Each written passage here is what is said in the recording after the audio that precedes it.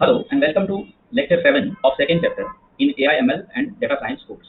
We were discussing these things, basic syntax variables and data types and operators in Python. We have already discussed syntax variable and data types in earlier lectures. So now only thing which is left to be discussed is about operators. But data types are very important. So in this lecture we will do a brief recap of the data types that we have seen. So these are various Python data types. Here we stopped our previous lectures.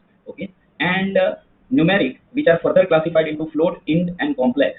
Then Boolean, it is having Boolean only. Then mapping data type, dictionary, and binary, byte array, and memory view. Then this sequence data type, they are list, tuple, and range. And set data type, which has set and frozen set, two subtypes, and text data type, which are indicated by str, string. So here some characteristics of each data type is shown. For example, numbers, they include integer, floating point number, and complex number. Integer, we all know 5, 10, 7, 8, -7, these are all integer numbers. Floating point, they are numbers with a decimal point, 23.25, 11.91, -14.23, and so on. And complex numbers, these are special and mostly used in scientific application or physics or maths. But what is a complex number? A complex number is just square root of some negative number. So let me show one example that suppose a equals 25. Then we all know that what will be the a dot, maybe I think I will have to import some library. So power, or rather I should maybe write this way.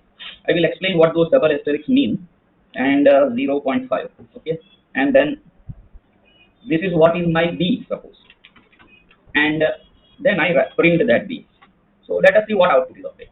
So what I get is square root of 25, because what this line means is a to the power. This two asterisk means a raised to index, or a index. 0.5 means 1/2, and 1/2 index means it is the square root of a. So square root of 25 is 5. That's why b is 5. Okay. Now you should note implicit conversion of data type. This was integer data type, but when square root is obtained, Python automatically converts it into floating point. It does not give answer 5, but it gives answer 5.0. That you have to remember. Okay. But the question is, what would happen if a is equal to -25? And if I write this, now square root of negative number in our ordinary set of real numbers in mathematics is not possible. But there is a set which is called set of complex number, where what is done is this -25 is written as actually -1 into multiplied by 25. Okay, the single asterisk means multiplication, double asterisk means power. Okay, so then now this is written in this manner, -1 multiplied by 25, and then when we find square root of a, then square root of 25 is found separately and square root of -1 is found separate. So square root of 25 would be still 5 only. The question is, what would be the square root of this -1? Then that square root of -1 is a number called j, and that is called an imaginary number. Certain languages use I also. So let me try this and let me see what is printed. Okay, so you can see here this is printed 3.06 exponential 5. Okay, sorry, exponential 10 raised to -5 plus 5j caret. Sorry, j. Okay, 5j. So what is meaning? Actually, this is just a very small number, so you can forget about this. This is actually 0, nearly 0, because you can understand it is exponential -16. So that means it is actually 0.000000000 and 15 zeros, and thereafter 306. Okay, so you can forget that. You can consider this part is 0 only. So what you get as the square root? 5j. As I said, square root of 25 is 5. But what is the square root of that -1 part? Then that is equal to this j. Now this number is called a complex number. But as far as programming is concerned or data science is concerned, I have yet to encounter a data where complex number will be used. But maybe those who are working in highly mathematical or research or scientific domain, they may need to find it. So I am at present removing this, and I am finding my ordinary square root only. Okay. Now about this textual data, they can be defined by single quote or double quote or triple quote.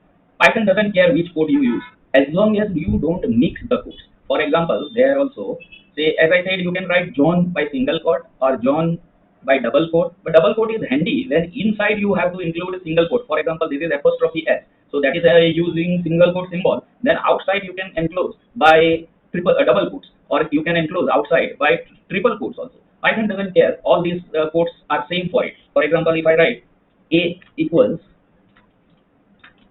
pages, here I am using double quote, b equals, here I use a single quote, pages, and C equals, here I use triple quote. Then I write print A. If I want to write multiple print statement on same line, I can use a semicolon. Semicolon is as such not required, but either you write each print statement on a separate line, or if you want to include all on same line, then there should be two semicolons and then like this. Okay.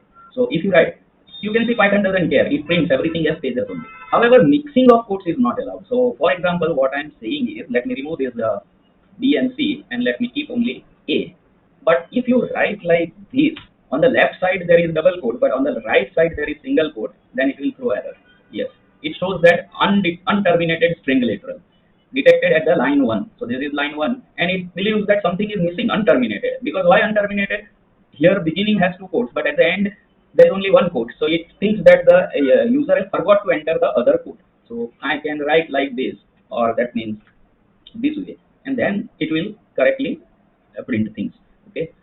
Then lists, I already discussed about this, but I want to discuss about these things. They are ordered mutable collection of items. So ordered word means there should be some order like ascending or descending inside the elements of the list. And mutable means you can assign a particular element a new value. Okay, so this is the second element of this list 1, 2, 3. But someone says that make the second element 5 instead of its current value 2. Can you do it? Then yes, we can do it. Let us take an example. So this is my list L equals square bracket 1, 2, 3, and I now write L index 1. Why index 1? That should be understand. That you should understand, because in Python indexation start from 0. So this is 0th element, this is first element, and this is second element. So I want to assign this value 5, but that is the first element. So I will call it L1 equals 5, and then I write print L and control enter. Function call.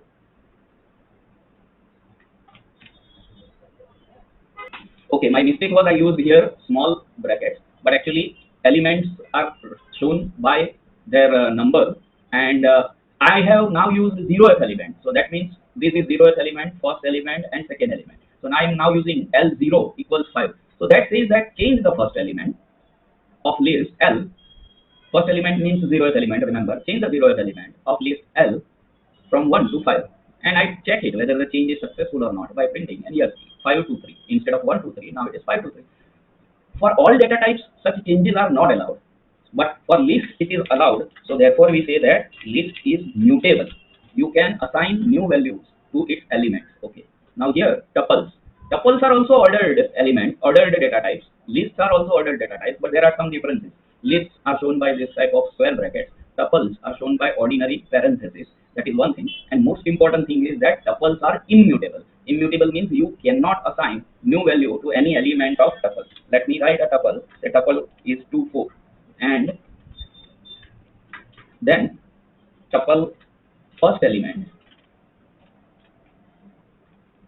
equals 10. So what I am trying to do is, this is the first element. This is 0th element. This is first element. And what I am trying to do is, I am trying to assign value 10 to it, so that my tuples should become 2, 10. Even this much will throw error, perhaps. Yes, it throws error. It says that tuple object does not support item assignment. So that means tuple has a certain number of elements, certain values of elements inside it. They are in order, ascending or descending order. But once a particular values are stored inside a tuple, you cannot change it by assignment. Okay. In list you can change. In tuple you cannot change. This is the meaning of word. Lists are mutable. Tuples are not mutable. Now these dictionaries, they are collections of key value pairs. So this is the collection of key value pairs, and you can see here that this is called first key, 0th key, and this is the 0th value. This is first key, and this is first value, and this is second key, and this is second value. So total 0, 1, 2, 3 keys are there, which are written in quotes, shown by red color here, and 3 values are there, which are in green color, and which are written without quotes. Okay. Now here, if I want to extract the keys or values or something, then what to do?